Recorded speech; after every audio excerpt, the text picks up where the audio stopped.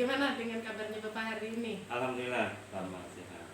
Gimana? Nah, gini Pak, kebetulan hari ini kan saya ingin mewawancarai Bapak tentang pengambilan keputusan yang Bapak lakukan selama menjadi kepala sekolah di SMP Negeri 4 Kota Baru. Oh, ini dalam rangka apa ini? Dalam rangka melaksanakan tugas CGP Bapak. Oh iya betul ya. Iya. Iya. Oke, iya. Kebetulan hari ini kan kosong saya. Iya, sama Pak, saya juga sedang kosong kebetulan. Nah, yang pertama Bapak, selama ini bagaimana Bapak dapat mengidentifikasi kasus-kasus yang merupakan dilema etika atau rujukan moral yang ada di SMP Negeri 4 Kota Baru ini? Mengidentifikasi kasus dilema Etika dan rujukan moral. Iya Bapak. Begini ya, kalau di SMP 4 di kita sini kan ya, itu kasus-kasus yang terkait dengan siswa itu kan kita ada program evaluasi bulanan itu loh. Oh iya. Iya, evaluasi bulanan yang dihadiri oleh guru, wali kelas, kemudian ketua-ketua program, nah BP juga siswaan dan sebagainya, kasih. Dari sanalah saya dapat mengidentifikasi kasus-kasus dari siswa, baik kasus tadi apa tadi dilema etika maupun rujukan moral. Kalau dari siswa dari situ saya bisa mengidentifikasi. Dengan evaluasi itu akhirnya saya dapat mengidentifikasi bahwa ada kasus-kasus dari siswa yang ada di sini. Tapi kalau untuk guru ya, guru tenaga kependidikan tentunya kan ada daftar kehadiran. Kemudian saya juga suka keliling ke kelas. Jadi kalau untuk guru, staf TU, caraka itu ya dari situ saya dapat identifikasi dari kehadiran guru, dari pola kerjanya, kemudian dari tugas-tugas yang yang saya berikan oleh sekolah, kemudian sejauh mana dia mengerjakan tugas itu. Saya lanjutkan lagi ya Pak ya. Boleh ya. Gimana? Nah, kemudian Pak, bagaimana Bapak menjalankan pengambilan keputusan di sekolah, terutama untuk kasus-kasus di mana ada dua kepentingan yang sama-sama benar atau sama-sama mengandung nilai kebajikan Bapak? Wah, ini pertanyaan susah ini. Iya. Ya memang banyak sih kasus seperti itu ya. Kalau di sini saya biasanya kan di sekolah ini setiap kasus kalau siswa ya pasti saya melibatkan semua yang ada di sekolah. Kalau siswa kan semua guru, terutama BK, wali kelas, kemudian wakasek kesiswaan, itu intinya. Tapi semua guru kan dilibatkan supaya tahu juga bahwa itu ada kasus. Nah, caranya ya gitu, dengan mengumpulkan semuanya, kemudian kita berbagi, menyelesaikan, menyampaikan ada kasus seperti ini, kira-kira nanti penyelesaiannya bagaimana. Jadi bukan menyelesaikan sendiri, karena ini kasus siswa berarti semua terlibat. Jadi melibatkan seluruh yang terkait itu kalau siswa. Tapi kalau guru, TU, yang caraka gitu ya, staf lah PTK gitu, saya dengan cara coaching biasanya. Kemudian Pak, untuk langkah-langkah atau prosedur seperti apa yang biasa Bapak lakukan selama ini di sekolah? Oh iya, biasa prosedurnya ya gini. Kalau untuk siswa ya, siswa itu kan tadi melibatkan seluruh warga sekolah. Tentunya biasanya kalau ada kasus itu sudah dulu sebelumnya itu yang ada BK dulu, kemudian kesiswaan, wakasek kesiswaan dan wali kelas itu sebenarnya sudah berganti duluan, mungkin dengan sudah koordinasi dengan orang tua. Di sekolah sih prosedurnya ya saya biasa membuat surat undangan ke semua untuk hadir dalam rangka kegiatan, biasanya itu evaluasi sih, tetap evaluasi. Kemudian kalau sudah surat undangan tentunya ada kegiatan kumpul santai, kegiatannya jadi nggak formal gitu loh, nggak formal, tidak ada waktu khusus ya, di sela-sela jam istirahat dan sebagainya. Kemudian saya sebagai moderator sekaligus sebagai narasumber di situ, semua yang hadir saya menyampaikan bahwa ada kasus seperti ini dari siswa. Yang selanjutnya saya memberi kesempatan kepada BK untuk bicara dulu terkait dengan kasus itu. Terus wali kelasnya, karena wali kelas sudah dari awal kan dia tahu. Kemudian wakasek kesiswaan, nah, mereka bicara dulu terkait dengan kasus itu. Ya saya sebagai moderator aja tinggal melemparkan ke teman-teman sebaiknya bagaimana, guru yang hadir. Kalau sudah diambil kesepakatan, nah tinggal menyimpulkan saja. Jadi hasilnya bukan keputusan kepala sekolah, tapi keputusan bersama. Itulah yang terbaik. Nah untuk guru ya gitu, biasa saya jadwalkan coaching. Saya panggil satu guru itu yang punya gantian itu coaching. Bukan saya menggurui gitu kalau ada masalah, tapi guru sendiri yang sadar kemudian mengambil kesimpulan dan dia punya jalan keluar sendiri. Ya saya tinggal mengarahkan saja karena guru sendiri yang punya jalan keluar sendiri. Itu dengan coaching, kalau guru akan lain. Saya kira itu.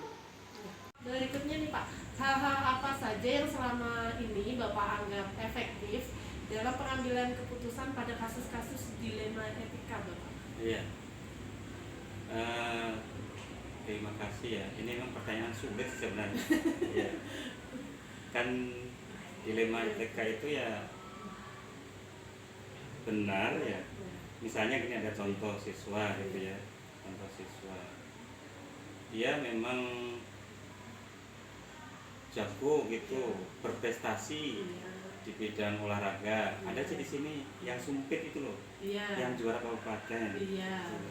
Tapi karena dia sering latihan, karena kan di sini nggak ada latihannya, ekskulnya nggak ada, di kecamatan nggak ada, dia latihannya di kabupaten. Makanya kadang-kadang kalau ada tugas guru, kadang-kadang dia juga telat sedikit gitu ya. Ini memang gimana ya, ya dilema gitu. Tapi kalau saya sih melihatnya, karena sebenarnya belajar itu adalah mengaktualisasikan kemampuan dia gitu loh, prestasi dia gitu. Kalau dia sudah berprestasi di situ, ya itu yang kita kembangkan gitu. Kalau yang lain pengetahuannya oke, tetap aja, tapi yang penting dia ikut, rajin, punya kemauan gitu. Kalau ada kasus seperti itu kemarin, ya udah nggak apa-apa, kita akomodir karena dia memang prestasinya di bidang itu dan passionnya di situ. Justru kita kalau ada siswa yang begitu, kita mendorong supaya dia berprestasi, latihan di luar nggak apa-apa karena kita tidak sanggup menyediakan tempat latihan. Nah kemudian hal itu juga kan kita sampaikan ke guru-guru, mohon kalau ada siswa yang memang dia berprestasi kemudian dia latihan di luar dan sebagainya, ya mungkin dia kadang-kadang tugasnya agak telat, itu bisa dimaklumi gitu loh, sambil diberikan arahan, dibimbing. Saya kira seperti itu, karena zaman sekarang kan kita harus mengaktualisasikan passion siswa itu loh, supaya dia di masa depannya bisa berhasil sesuai dengan filosofi KHD sesuai ya Pak. dengan filosofi diajar Dewantara. Itu untuk siswa. Kalau untuk guru sih tadi kan coaching ya.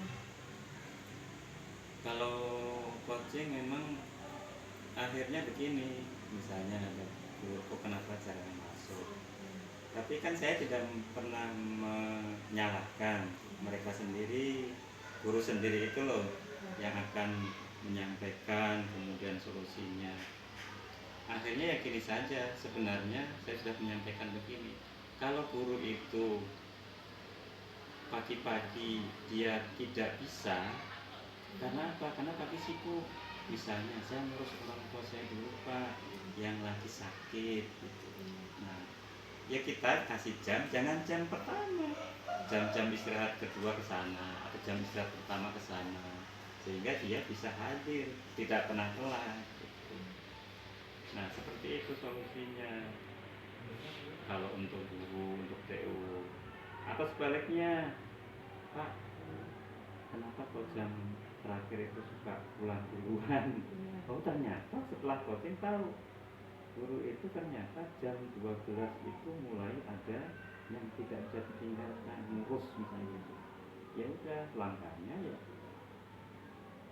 tetap jadi guru di sini, memang benar ya, alasannya benar gitu, nggak bisa ditinggalkan. Saya punya orang tua sakit, nggak bisa ditinggalkan. Jam 12 sudah harus ke rumah karena adik saya yang mengurus tadi sudah kerja gitu. Dia tetap kerja di sini, tapi ya jamnya dikasih yang pagi itu atau sebaliknya. Itu saya kira dilema itu. Saya kira kalau semua dicari solusinya juga dapat gitu. Pak, apakah selama ini Bapak memiliki sebuah tata cara atau jadwal tertentu dalam sebuah penyelesaian kasus dilema etika? Apakah Bapak langsung menyelesaikan di tempat atau memiliki sebuah jadwal untuk menyelesaikannya? Nah, gitu Pak. Untuk bentuk atau prosedurnya itu seperti apa ya Pak? Wih, saya jadi susah pertanyaan ini, kayak mau jadi namanya ya, direktur kayaknya ya. Jadi kalau tadi kan sudah mungkin saya singgung di awal. Kalau untuk siswa memang kita sudah punya jadwal ya. Ada jadwal bulanan untuk evaluasi. Setelah itu kalau ada kasus-kasus yang memang perlu itu kita jadwalkan gitu. Jadwalkan. Prosedurnya kayak tadi, prosedurnya kalau untuk siswa kita mengundang guru semua, kemudian nanti membuat rumusan kira-kira bagaimana penyelesaiannya. Hasil itulah nanti akan kita laksanakan. Kalau misalnya memanggil orang tua misalnya dan sebagainya, ya kita langsung kita jadwalkan untuk memanggil orang tua, ngobrol dengan orang tua. Tapi pada saat itu ya nggak semua hadir gitu. Hanya yang terkait saja. Kalau sudah hasil itu, misalnya BK, Wakasek kesiswaan dan wali kelasnya, itu yang akan menindaklanjuti hasil yang tadi didapatkan bersama oleh guru. Jadi ada sebenarnya jadwal. Nah, untuk guru jadwalnya saya kira nggak ada jadwal khusus kalau guru. Jadi kalau guru itu kalau ada permasalahan tadi, misalnya ada permasalahan yang sudah dianggap perlu, kemudian saya memanggil untuk coaching. Nah, setelah coaching itu kan biasanya kita sudah tahu tuh permasalahannya apa, solusinya bagaimana, karena yang menentukan guru itu sendiri. Nah, pada saat itu juga langsung saya menindaklanjuti. Oke, kalau begitu berarti begini ya Pak. Nah, kalau terkait dengan jadwal mengajar kayak tadi, berarti saya selanjutnya rapat sama Wakasek kurikulum. Mohon untuk Bapak si A ini atau si Ibu si A ini jadwal mengajarnya mulai jam pertama sampai jam keempat dikosongkan karena begini, atau jadwal jam terakhir dikosongkan mulainya jam begini. Nah, setelah itu tentu kurikulum juga akan memberikan jadwal seperti itu. Kalau di tengah semester tentu kan nggak bisa langsung ya, paling nanti di semester berikutnya baru dibuat jadwal seperti itu. Bagaimana untuk yang selama ini ya disikapi, karena ada guru piket kan. Bapak, adakah seseorang atau faktor-faktor apa yang selama ini mempermudah atau membantu Bapak dalam pengambilan keputusan untuk kasus-kasus dilema etika Bapak? Oke, tentu loh banyak, nggak mungkin saya bisa ngambil keputusan sendiri ya. Karena ada kronologinya kan. Kalau siswa tentu kronologinya ya sudah diketahui oleh wali kelas, kemudian BK, kemudian Wakasek kesiswaan, tentu guru juga berperan kan. Nah itu, kalau guru ya tentu ada guru piket. Selain itu mungkin karena saya suka keliling sendiri gitu, kalau tentang kehadiran pasti tahu sendiri. Tapi kan ada guru piket juga membantu. Kadang-kadang ya guru plus guru sendiri itu yang membantu juga, karena dengan permasalahan guru itu juga akan datang untuk menyampaikan permasalahannya. Saya kira itu. Jadi Bapak, ini pertanyaan terakhir ya Pak, Oh, sesi wawancara hari ini. Nah, dari semua hal yang telah Bapak sampaikan tadi, pembelajaran apa yang dapat Bapak petik dari pengalaman Bapak dalam mengambil keputusan untuk dilema etika? Pembelajaran yang saya dapatkan adalah bahwa untuk dapat mengambil keputusan ya, itu dilema etika itu, kita sebagai kepala sekolah nggak bisa mengambil keputusan sendiri gitu. Tentu semua juga harus ada kerjasama dari seluruh warga sekolah. Kalau siswa juga kerjasama dari semuanya. Jadi kerjasama kolaboratif itu penting gitu. Nggak mungkin sekolah bisa tahu semuanya. Dan yang kedua, pembelajarannya adalah selain kolaboratif, mengambil keputusan itu juga tidak bisa sepihak. Jadi kepala sekolah tidak bisa mengambil keputusan sendiri, karena itu namanya juga organisasi ya, sekolah itu ini menyangkut semuanya. Keputusan yang diambil itu adalah hasil dari musyawarah bersama, dan itu harus selalu dilaksanakan gitu. Jadi kita tidak bisa mengambil sendiri. Jadi kolaboratif, kemudian hasil refleksi bersama dan keputusan bersama itu ya. Dengan menerapkan itu ya, semua warga sekolah itu merasa terlibat, merasa bertanggung jawab, dan merasa memiliki sekolah gitu. Kalau sudah semua merasa seperti itu, maka semua permasalahan bisa diatasi. Saya kira itu. Terima kasih ya Bapak untuk waktunya hari ini. Lumayan lama ya. Iya. Udah, saya juga akan melanjutkan aktivitas lain. Mungkin Bapak juga ada kesibukan lain. Terima kasih atas waktunya. Assalamualaikum warahmatullahi wabarakatuh. Waalaikumsalam warahmatullahi wabarakatuh.